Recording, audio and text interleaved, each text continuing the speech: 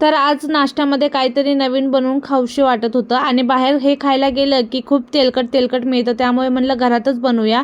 तर रात्रीच मी मुगाची डाळ आणि उडीद डाळ भिजवायला ठेवलेली होती आणि त्याला सकाळी मस्त असं वॉश करून घेतलेलं आहे आणि बिना पाणी टाकताच आपल्याला आता त्याला मिक्सरमध्ये वाटून घ्यायचं आहे.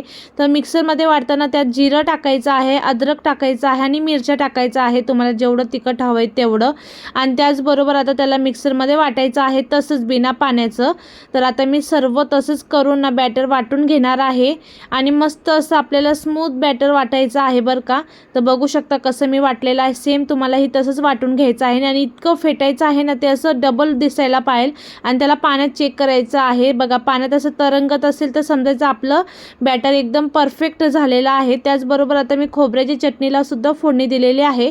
त्याचबरोबर आता मी मेंदूवडे बनवून घेत आहे, पण आता मला कळालं नाही का बरं माझं बॅटर थोडं पातळ झाल्यावानी वाटलं, म्हणून मी ना 4-5च मेंदूवडे केले, बाकीचे सर्वांना तळून काढलेले भजीसारखे. कारण की मेंदूवडे खावा किंवा भजी खावा एकच झालं नाही का. फक्त शेपमुळं आपल्याला थोडा फरक वाटतो, पण काहीच नाही आहे. बाहेरपेक्षा खूपच हेल्दी होतात घरात.